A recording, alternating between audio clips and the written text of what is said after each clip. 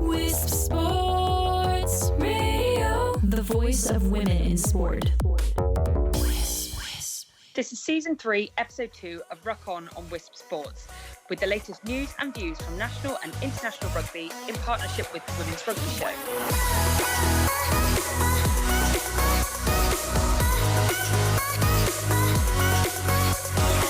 I'm Bex Chaplin, and at Wisp Sports, we believe women in sport deserve equal coverage.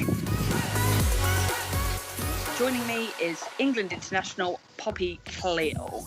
Hello, hi Bex. How are you? Yeah, good, thank you. How are you? Yeah, good. What have we got coming up today? What are you going to discuss? I think, well, considering it was the Women's Six Nations launch and the men's obviously yesterday, we should probably have a little chat before it all kicks off about the Six Nations and sort of maybe a couple of players to watch in each team, and then probably a fixture of each round, because I know there's going to be some tasty fixtures regarding like who's home and away and some sort from the results last year, and then maybe we can speak about the women's Premiership, Tyrell's Premiership in England, especially because I met you at one of the games the other day. We did. We finally met. Yeah, we finally met, and we could talk about how that's going. So yeah, it sounds good to me. Sounds good. A lot to talk about. So, all right, let's kick off with the Six Nations. So, obviously, we've got the whole news about the contracts. So do we think it's going to be a bit of a different vibe in camp, or has it been a different vibe in the England camp? No, absolutely not. It hasn't actually, because like everyone always says, "Oh, now you've gone professional," blah, blah, but every other year I've ever been involved in Six Nations, we've always treated it the same. It's always been our attitude's always been the same. We've always been quite professional in how we approach things, and so like nothing like that's changed. Yeah. And so, what was I going to say to you then was, how many years is it now that you've been involved, Poppy, for this England squad? Yeah, so England squad, 3 years? Yeah, wait, what? So, yeah, 3. Yeah. So is this your third Six Nations then? This would be my 4th. Oh. God, that makes me sound so experienced and old. And everyone goes, "Oh, you're the experienced one now." And I'm like, "No, I'm not." And then I'm like, "Oh, maybe I am." So this is my 4th. Yeah. Oh, wow, that's amazing. And so when fourth and best yet, maybe? Every year we always say it, and everyone always says it, that it gets better and better. And I think when I was a kid and I was always watching the Six Nations, I think England went 8 Grand Slams on the bounce. Yeah. And, you know, that's an achievement. But like now it's getting so competitive, and every year the standard's unbelievable now, isn't it? Yeah, and it's like it's getting more towards the men, even though there's some like larger scores in the women's Six Nations compared to the men. It's getting more like it's so hard to call. Each individual fixture has such a big, like, huge bearing on the women's Six Nations, and that's why I think it makes it more interesting and appealing sort of thing for people watching. So, like, England women would run away with it, you know, that used to be the way, and then perhaps in the men, like, you know, Ireland might run away with it, with the Grand Slam and stuff, but I think, is it something like 14 wins now England women rugby have had at the Six Nations? 14 triumphs? Oh, altogether? Yeah. I'm not sure crazy like that. If you're going to add them all up, but yeah. I know, that'll take a bit of time. Maths isn't my strong point, but... Yeah, I think I have to quickly get on Wikipedia if I was going to say... Exactly. I wouldn't know how many in total, but... Yeah. But... So, sorry, go on. No, it's gone. I was just going to say, so it's kicking off England's fixtures in Donnybrook against Ireland. Yeah, it is, yeah. And that will obviously be the curtain raiser for it. But I've got a bit of a stat for you for this one. So in 27 meetings with Ireland, how many times do you think England have won? In the Six Nations, we're talking? I think in general meetings. Oh, in general meetings, okay. 25. Spot on. Did you Google that? No, I didn't. Yes, you did. No way. You're an England international, you should know that. No, I'm pretty sure I heard maybe a couple, like last year or something. You know, Scrum Queens always do some good articles, and I remember reading it, and I was quite shocked by it because, you know, Ireland, they beat New Zealand in the World Cup, and they've had some good results, and they won a Grand Slam, didn't they? Yeah. A couple of years ago, so. I thought, and I remember reading the stat, I think, once, and I was like, "Whoa, blimmin' Nora, like that's not a bad it looks stat, good." Is it? Yeah, it's not a bad stat. But yeah, we start our campaign Friday night in Donnybrook, so in Dublin. That should be electric, shouldn't it? Yeah, it's absolutely. Funnily enough, the last time we went there, I think was when we won the Grand Slam 2 years ago, and that was the final fixture. So it'd be nice to go. Nice to go back. But I'm sure they're going to fill it in all green, and it's going to be a really good atmosphere. But they've got some exciting players, and we did just play them like recently in the autumns, and it was a close game. And I was going to say that was close, wasn't it? Yeah. So Poppy, I mean, there's every chance now. I'm getting on a bit. I'm not going to feature for England in any sport, so I'm going to have to go to you for reference for this. Okay. Has there been any point where you've ever forgot the words to the national anthem? No, there hasn't. No, there hasn't. I think because sometimes the only thing that ever goes wrong when you're singing the national anthem is the timing. Yeah. So you miss the music or the crowd singing quicker, and a lot of the anthem, people sing it quicker than the music. So a lot of time we finish singing and the music's still going, and we have to like repeat a line or repeat a couple of words. Or sometimes they say there's music and there's no music, so it's a bit awkward, and everyone's like, do we start now? Do we not? But I don't think you can. I've never personally forgot them, and I don't know of anyone else, and I'm not sure they would admit it, to be fair, if they did. Yeah, it's not too hard, is it? The anthem. So what does that feel like? You know, you're in your like warm-up jacket, and you're all lined up, and you've got the, let's say the music's in the background, the national anthem's starting to play. What does that feel like? God, it's really hard to put a word to the emotion, but I think it's just like you're excited. It's like your favourite. That's your favourite sort of place to be, because you work so hard in training. You're like, right, this is why I work so hard in training, for these exact moments, and you're getting ready to go into to go play something that you're so passionate about and you enjoy. So it's like a really positive feeling. I don't really get nervous then. I think as soon as you get, people say, like, when they're playing in the Premiership or something, oh, I'm nervous until I step onto the field and start playing. I think in the sort of internationals, you're nervous until you go out and line up to sing your anthem. So it's like kind of a couple minutes before you actually start playing, because you just sort of enjoy that moment really, and then you get into it. So it's really hard emotion to kind of summarize, but it's a good emotion. Yeah, it's like I don't even know what word I'd use, but well, I'll put you on the spot a bit there. Does it feel really different then, you stepping out for a Premiership game to stepping out for England? Yeah, I think so. So it's all rugby, isn't it, at the end of the day? But that sort of, you've got that pride, you can feel the support from everyone, like your whole family and everyone in the crowd, everyone's sending you messages. It's like the pinnacle of like your sort of career, you're representing your country. And there's like more pressure, and it's just everything, and I think that's also what makes it more special, because you're one of only, I'm Red Rose number 208, so there was 207 people who played for England before me, so really? Yeah, it's not many people in the grand scheme of things. I think we're at 230 right now as well, but so amazing to be part of like a number like that. That's pretty impressive, isn't it? I'm sure you won't agree, but that is pretty impressive. So does it feel like you've had all these players that you play against your international teammates in the Premiership?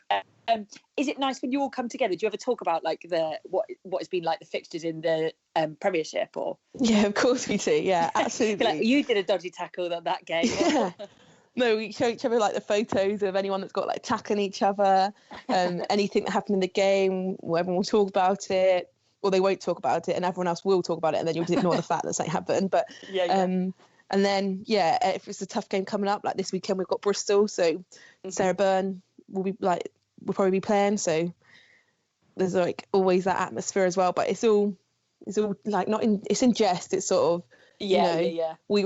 I think when you come to England training camp, I think regardless if you see eye to eye with the person, or you get on them better than other people, you've got like a big mutual respect for everyone there, because that they work so hard to be there, they're like so talented, and you've all got the same goals, so there's no animosity towards anything like that. And it is quite funny to have that, especially when you come off on a win and you've just beaten them, and then you get to go in camp and talk about it. Yeah. So is there anyone you share with, particularly when you are in England camp, or does it change each time? So I've had a couple of roommates, so it depends, because sometimes they might not be in camp, they might be away, or okay. But I historically, it's a bit bizarre actually, I seem to room with props. So I was... Oh, really? I was Rocky Clark. We were roommates. Then Justine Lucas, and now I'm with Hannah Bottoman. So it's something to do with, I've clearly got, my best friends are clearly all in the front row. So yeah. At the moment it's Hannah Bottoman, so it's quite entertaining. And of course, you're Sarri's teammate, so yeah, I'm Sarri's teammate. Well. So, would you say you or it's someone else is the biggest joker in the England camp? Oh, who's the biggest joker? I don't think we've actually got anyone that plays like practical jokes at the moment, but we've got someone that you can literally hear their laugh a mile away and who's always laughing, really? And that's probably Marley Packer. She's always laughing. Abby Scott's kind of got a real good dry sense of humour, so she's quite funny and quirky, but she's not really like a practical joke sort of thing or anything like that. But I think if anyone that made me laugh most, it's probably her. Oh, really? Yeah. Okay, so now you've touched on the comedy value in the squad, and obviously there's some impressive players in the Red Roses. Who do you think fans should watch out for in the Red Roses squad? Let's start with England. Yeah, okay, so we're going to start with I'm going to go forward and the back. So I think to look out for this Six Nations would be Sarah Byrne. So I've mentioned her before. But she's just coming back from an injury. So she missed the autumn internationals. I think she came off the World Cup player of the match in the semi-final. Like, it's a huge game she played. And I think she's ready to now, like, kick on with this Six Nations. And I wouldn't be surprised if she picks that many man of the matches this tournament, because she's like a sensational player. And then for our backs, I'm probably going to have to go with Karis Williams, because she's got no fear. She's young.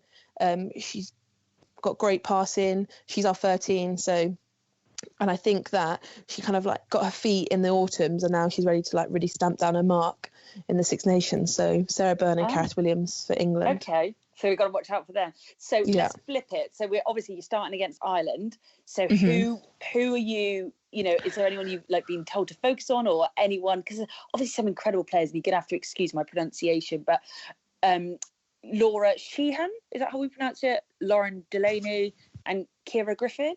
Yeah. So I think, having done, a bit of research, a bit of watching, they were the three that, they scored recently in their friendly against Wales, and they're three like real standout players for me. Or is there anyone else that you really have got an eye on? Or yeah, okay. So for them, obviously, you'd have to say Claire Malloy's there. Yeah. Like star player, but I'm going to probably go with Lauren Delaney, like you mentioned. I think the sort of theme that I'm going for when I'm picking these players, and it was kind of, it happened when I look back at the players that I picked from each team sort of thing to look at, I realised that they're all playing in the Tyrrell's Prem. So you've got Lauren Delaney, she's playing for Waterloo and the Tyrrells, and it's just so great that I can pick out 8 players who are all going to be in the Six Nations and like playing starring roles for their country, that all come from the women's Tyrrell's Prem. So I'm going to go Lauren Delaney, because she's a fullback. She actually scored against us at Twickenham. It was a great finish, like just before half time. And then in the front row, I'm going to have to go Sarah Mimner. So she plays at Richmond, and I thought that she could add something different to their front row. So she's more of a smaller build hooker, and that'll get around the park and be in the breakdowns and disrupt your ball and try and turn over ball, rather than the sort of the scrumming hooker, or the hooker that you want carrying your ball sort of thing. So I think that she could add a different dimension to a strong Irish squad. Yes, I think that's going to be quite a tough game, don't you, for the first one of Six Nations? It's absolutely going to be a huge game, because just all the factors we mentioned before. It's away, it's Ireland. They've when you get to start the Six Nations at home, it's always special. It's a Friday night, so it's literally the first kick off. It's the first fixture to be kicked off. It's a first, isn't it, that one, I think? Yeah, it is. And then obviously the previous game 8 weeks ago, so we've got great insight into each other. And sometimes rugby's, when you've got some international teams, it's literally a chess match. It's not about, and it's about like who wants it more and the passion and stuff, rather than who's a better team or who's more skillful. It's literally a lot of tactical stuff goes into it that sometimes you don't realise. I know, I can imagine. So the second fixture obviously is a home fixture for you guys, and that is against the reigning champion. So that you're going to have 2 tough matches to start the Six Nations, aren't you? Against France, that second one. Yeah, so again, we're in Doncaster, so Castle Park, which is which we played cold in February. Wasn't it? It was cold last time we were there, so oh really? we used to. I think they sent us there in the autumn just so we're ready come the February. But yeah, it's going to be a huge game. Every time I've played actually France in the Six Nations, it's been a Grand Slam decider, and a sort of game that whoever loses is going to be out of contention. So it's too early in the fixtures this year to rule someone out if they do lose, but it's going to be a massive game, and finally we get to play it at home, hopefully in front of, I think, I've been seeing on Twitter that it's about to become a sellout, so amazing. It's going to be full. I think that's on Sky Sports as well, isn't it, that game? Well, most of the fixtures are. Yeah, I'm pretty sure all of them are, but luckily that luckily, I don't know why I said luckily, but I was picking out when I was looking at their squad that they announced, obviously because I am a twin, I had to pick out the twins in the French team. So they're the Menage sisters. So you got one who's a winger / centre, and one who's number 8 or number 6, 7. She can play any in that back row, and they're huge. So the number 8, she was up for World Player of the Year in 2017. So again, she's like outstanding rugby player. You don't get nominated for that sort of like award and accolade unless you are. And I think her sister is played a little bit of she didn't get involved in the World Cup squad, and she's probably a couple of years behind getting into the French squad. But again, she's been scoring tries for fun for them now. She's more involved, and they're both in the Six Nations squad. So it'll be really, I think they're two that we're going to need to watch out for. That could be a historical game if there's twins for both teams on it, playing on it. It could be. It could be amazing, wouldn't it? Okay, yeah, it would be actually. Let's look at the third fixture. So it's a trip just across down the M4 to Wales. Mm-hmm.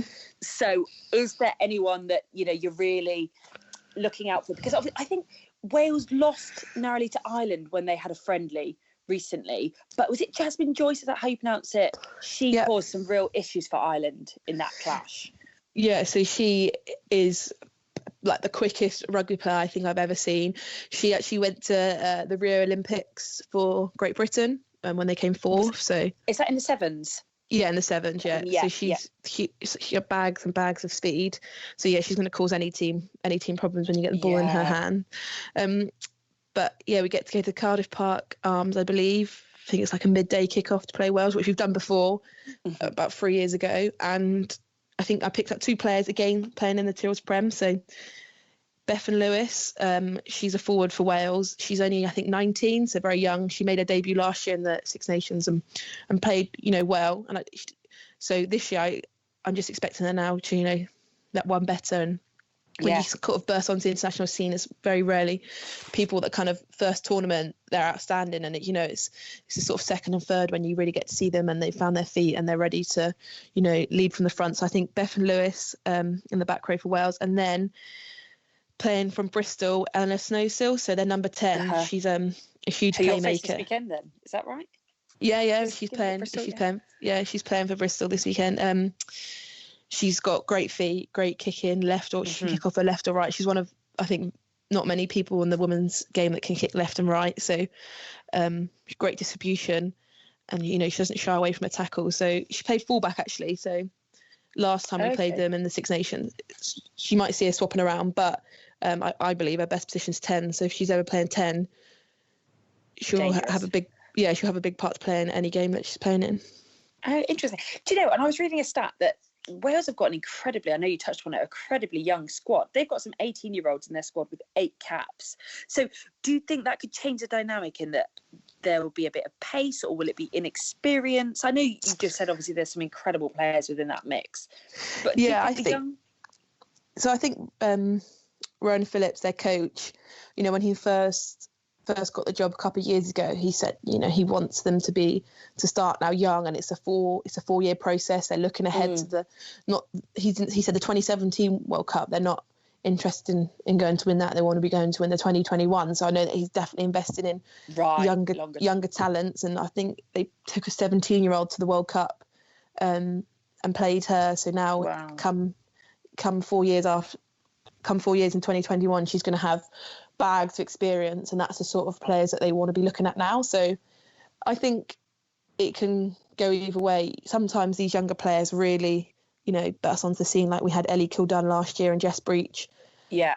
And, they reward their coaches for putting faith in them. And then other times, they just take the experience for it is and enjoy themselves. And in 3 or 4 years, they'll be better for it. So, it's just one we're going to have to see and see what happens. Yeah, on the day, isn't it, on that one? Okay, so once hopefully England have beaten Wales, it will then be England hosting Italy. For Exeter. I think that's March. We then move on to Exeter. Yeah. So what about the Italians? I love playing the Italians. Firstly, because they're so passionate and they're like skillful, and you just never know what to expect when you're playing them. So they've got a few players in the backs who, they can do incredible things. And 2 of them actually came from Quins. So Michaela Silari, I think. That's how you say it. Again, I don't really know. But she's a kicker as well. So she kicks for the posts, and she's a great kicker of the ball, great striker of the ball and great technique. And then in their forwards, Giada Franco. So she burst onto the scene last year and really, really stood up for Italy. And I think she's got in the team, the tournament and stuff like this. So I expect those 2 to be playing really well. And I also just like their kit. I think that the blue kit is a nice kit. So, whenever we ever do any kit changes, I try and get some Italian kit. Yeah. Me and Marley, actually, me and Marley from the World Cup last year, we got a matching, like all-in-one tracksuit. So a light blue top and light blue tracksuit bottoms. And we spent like the next month after it wearing it all around the house together. Just rocking around in your blue tracksuit. Like Smurfs or something. Yeah, and then it's literally that colour, that sort of baby blue colour. It was so funny. Yeah, amazing. So moving on from the passionate Italians to the final game, we'll be hosting Scotland, so one of the home nations there. Yeah, at Twickenham. Yes, which could be a massive game to finish on. Depending how the other 4 games have gone. This could be a huge game. It's so hard to look ahead because there's so much rugby to be played between now and then. But the last game's at Twickenham after the men. And so you could get a big crowd for that one as well, hopefully. If the same sort of number as the men, which would be amazing. Yeah, it would be fantastic to get a big crowd like that. They'll either be celebrating a men's win, or they'll all dashed off because they, to try and get home. But I think for Scotland, again, they've just played a warm-up game against Spain and just narrowly lost out. And last year they made a couple of their players professional. So they've been playing, like we had like the Jade Conkle, they were over in France playing, but now they're back in, again, the Tyrrell's Prem playing. And I think 2 players that I picked out this time around is Lisa Thompson, so she's been playing at Darlington Moden Park. And she's their captain? I'm not sure if she's their captain, I don't think so, but she just signed for this season. And, some of her tries have been up on try lights, and she's been chipping and chasing, regathering the ball and scoring, and she's just all-round talented individual. And then in the front row, I had to go Lisa Coburn. Now, there's a couple of reasons I've gone Lisa. Okay. It's because I used to play with her, actually, when I was about 15, 16. So we used to play at the same club when we were younger. Oh, really? Yeah, and she just recently got her first cap for Scotland, and I think might have been her 3rd against Spain. So she's fairly new onto the international scene, but for Scotland, I feel like the front row could make a huge part in any game they play, because their scrum's always been historically quite strong and a good base to start off. So I think if they get sort of the front row out for the tournament, they could start building on some good things when they're playing rugby. Yeah. So that is why I went for a prop for Scotland. Okay. So that's it. We've got a few people to watch out for all of them. I think none of them sound like they're going to be walkovers, though. No, none of the games will. They will. Every team now is building towards that 2021 World Cup, and they've had a year behind them now. So 2019 they had last year behind them. So this year, it's all about building and carrying on going and trying to gain as much momentum as you sort of can. So I don't think anyone's going to be a walkover. And I was actually looking at the fixtures and seeing like what sort of games are going to be the most interesting. Yeah. I couldn't obviously look past the first round of England-Ireland in Ireland. That's a huge game. And then second game, obviously first and second from last year, England, France. But then round 3, so the 23rd of February. Yeah. I thought an interesting fixture could be Italy v Ireland in Italy. Yeah. So I think that is going to be a huge game because I remember a couple of years ago they was played such a tight game and it just came out with an Italy win. So I think that could be a massive game in round 3. Yeah. And then carried on to round 4. Scotland v Wales in Scotland is also another big game. Yeah. Because we all watched home nations though, isn't it? So yeah, they always bring a bit more of an atmosphere. Yeah, and I remember watching it last year because when we're travelling around and there's another game on, we're all sat down on our phones watching it or getting it on the big screen and stuff. I remember watching it last year and it was such a tight game, Wales, Scotland. And then round 5, you can't really call round 5 because it could be, I think the fixture to watch in round 5 is wherever the people at the top of the couldn't it, at that point? That round 5, we had to call later in the day because it's going to be wherever they've flown the trophy to, sort of thing, is going to be the big game. Yeah. So, well, hopefully England towards the end of that. Inside stories, interviews, and cutting-edge tips from the leading coach in ice hockey. Tune in to Hockey Talk with Shannon Miller. This is Wisp Sports. We talk about now the Tyrrell's Prem. One more fixture to go this weekend. Yeah. Break for the whole of Six Nations, and then the weekend after Six Nations, there's 2 more fixtures, and then it's on to semi-final and final time. Yeah, so it's almost crunch time, really, isn't it? In the Tyrrell's Prem. It's huge. So if you lose a game now, you haven't got the sort of fixtures to make up for it and try and regain those points. So every game now is huge, and when we're talking to the other England girls, they're like, oh, we've got this game, we can't lose it this weekend, and sort of the pressure's mounting. And our coach says to us, it's knockout rugby now. You're building into those semi-finals as well, and you've got to treat every game like it's a knockout. Yeah, I bet. So you guys have got that 7-point lead at the top of the table, I think, now after winning at the weekend, but that doesn't really, like you're saying, mean anything, does it, in the scheme of things? There is time to catch up. Yeah, exactly. So there's 5 points of fixture, so we have to play Loughborough, who are in 3rd, and if we lose that, they get 5 points, we don't get any points, and everything could change. These bonus points play havoc, don't they? They could change everything at the top of the table. Yeah, they absolutely do. And if you don't pick up a losing bonus point, or you don't pick up a try bonus point, it can change everything. So yeah.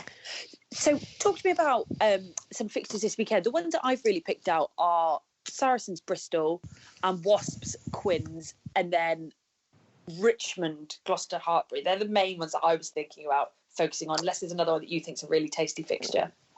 No, I think you've got them all there. So let's start with Saracens Bristol this weekend. Okay. So obviously you guys are top of the table, and I think Bristol are about 6th, I believe. Yeah, I was actually looking.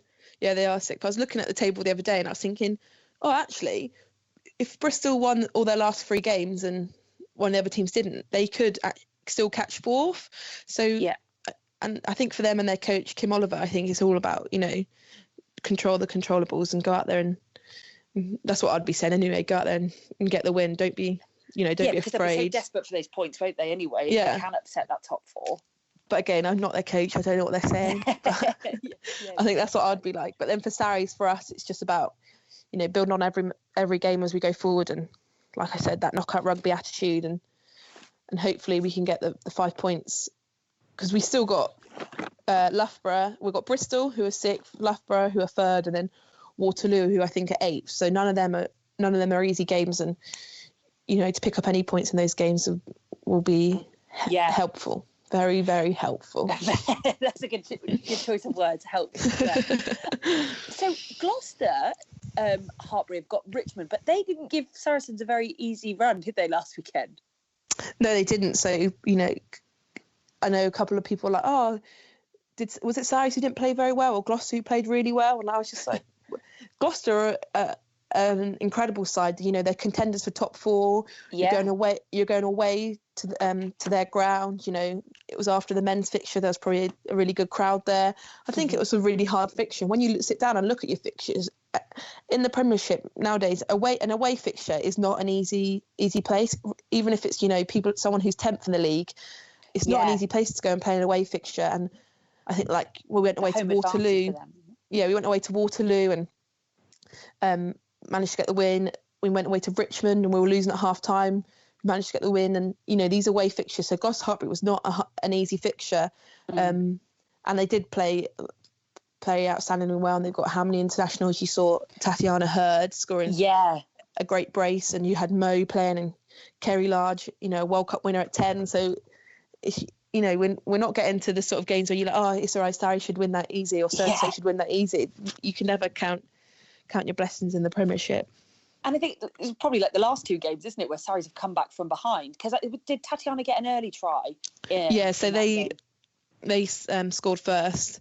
And yeah, we have come from behind. It's not the sort of place we want to be, but it just shows that we can do it. And in any fixture, you know, we were 18 points behind, and you can never count anyone off. And I think luckily for us as well, we've come from 18 points behind and won a game. And we all know when we're 18 points in the league, you can't switch off, because anyone can do it. And anyone can sort of catch you up. So I know that... So you can't get complacent in the other one if you're 18 points ahead. In the other way around, because of the past experience we had. And I remember I was watching the live feed the other day, and I was like, with 5 minutes to go, and we were just 6 points ahead, and I was like, oh no, if Gloucester Hartpury score here, I was like, this would be karma from last week. This would be teaching us. Like learn your own lesson there, wouldn't it? Yeah. But thankfully it wasn't. Yeah, the girls managed to, you know, stay strong in defence, and that's something that we do pride ourselves on, because we've actually conceded the least amount of points in the whole Premiership for the last 2 seasons. So, you know, it's something that we do work on, and Alex, our coach, makes us work on it a lot in training. That's an incredible feat, really, isn't it? And did Bryony get her 12th try of the season, I think, last weekend as well? She did, yes, her 12. Was it a proud twin moment there, or? Yeah, always proud. It was a good finish as well, and I was watching it back. It was a good finish, and from the 8 pick and go, it kind of showed me up a little bit. I was like, cool, I wouldn't be able to finish that off, but yeah, it was a good try.